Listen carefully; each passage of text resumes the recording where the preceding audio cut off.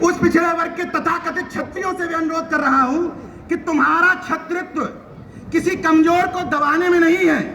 तुम्हारा क्षत्रित्व का मतलब है कि अगर किसी कुर्मी के सामने किसी प्रजापति को कोई मनुवादी पीट रहा है तो तुम खड़े हो जाओ कि तुम्हारी हैसियत कैसी हुई मेरे भाई को हाथ लगाने की। यह तुम्हारा क्षत्रित्व है।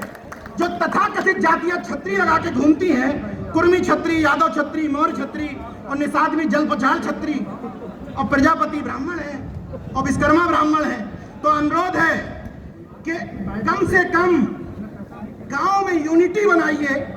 इस तरह के कार्यक्रमों से हकीकत है कि बहुत बदलाव नहीं आएगा, लेकिन गांव में एक ग्रुप बनाइए जिसमें काले कोट वाले जरूर रखिए। गौर से सुनिएगा, इसमें पैसा खर्च नहीं होना है।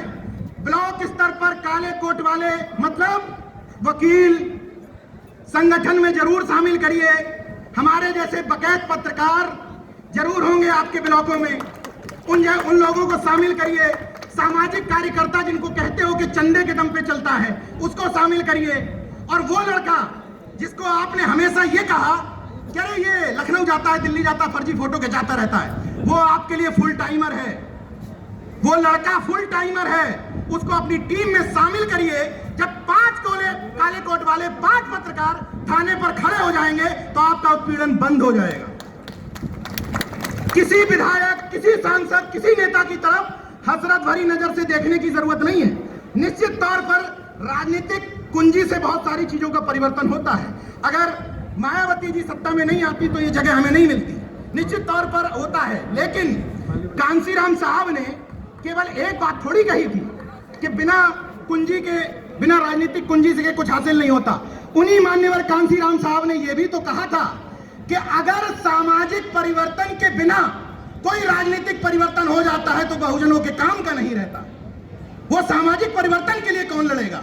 हर व्यक्ति राजनीतिक परिवर्तन के लिए लड़ा जा रहा है और राजनीतिक परिवर्तन के लिए लड़ने के चक्कर में बुरा है, भला है, मेरी जाति वाला मेरा देवता है, चाहे फरसा उठा ले, चाहे गणेश पकड़ ले, लेकिन किसी भी व्यक्ति का जातिवाद टेस्ट करना हो। लोग मुझसे कहते हैं कि आप थर्मामीटर लेके घूमते हो क्या?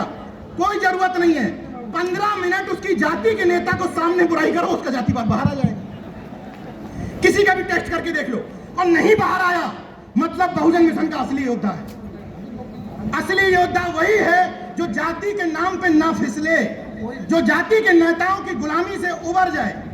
मैं भंते जी को धन्यवाद देता हूं कि इतना शानदार मंच सजाया। और ये गौर से सुन लीजिए कि हमें ये प्रतिज्ञाएं लेने की आजादी संविधान से मिली है। संविधान ने हमें इस बात की छूट दी है कि हम किसी भी पूजा पद्धति को माने या किसी भी पूजा पद्धति को ना माने। इसलिए बंटी जी ने कहा है कि वो 22 प्रतिज्ञाएं यहाँ दोहराई जाएंगी। उन 22 प्रतिज्ञाओं के साथ एक प्रतिज्ञा और मेरी तरफ से लेते जाइए कि किसी को भी हम खुदा नहीं बनाएंगे। सभी महामानव जो हमारे लिए काम किए हैं उनको पूजेंगे नहीं, उनको जानेंगे, मानने से ज्यादा उनको जानेंगे। अंतिम शब्दों के साथ अपनी बात खत्म करूंगा कि जरा सा कतरा कहीं अजगर उभरता है तो समंदर के लहजे में ही बात करता है। जरा सा कतरा कहीं अजगर उभरता है तो समंदर के लहजे में ही बात करता है। खुली छतों के दिए कब के बुझ गए होते, कोई तो है जो हवाओं के पर कतरता है। और सुन लो बुद्ध के अनुयायियों, सराफतों की यहां अहमियत ही नहीं, किसी का कुछ ना बिगाड़ो तो कौन डरता है। जय विज्ञान, जय संविधान, जय भीम, नमो बुद्धाय, जय अर्जक, जय मूल निवासी। जो कहोगे उसका जवाब दूंगा। जय मूल निवासी कहोगे, जय मूल निवासी कहूंगा। जय भीम कहोगे, जय भीम कह दूंगा। जय फातिमा कहोगे, जय फातिमा कह दूंगा। बस नफरत वाला भ्रुकुटी तान करके जय श्री राम नहीं कहूंगा। धन्यवाद। बहुत बढ़िया, बहुत बढ़िया।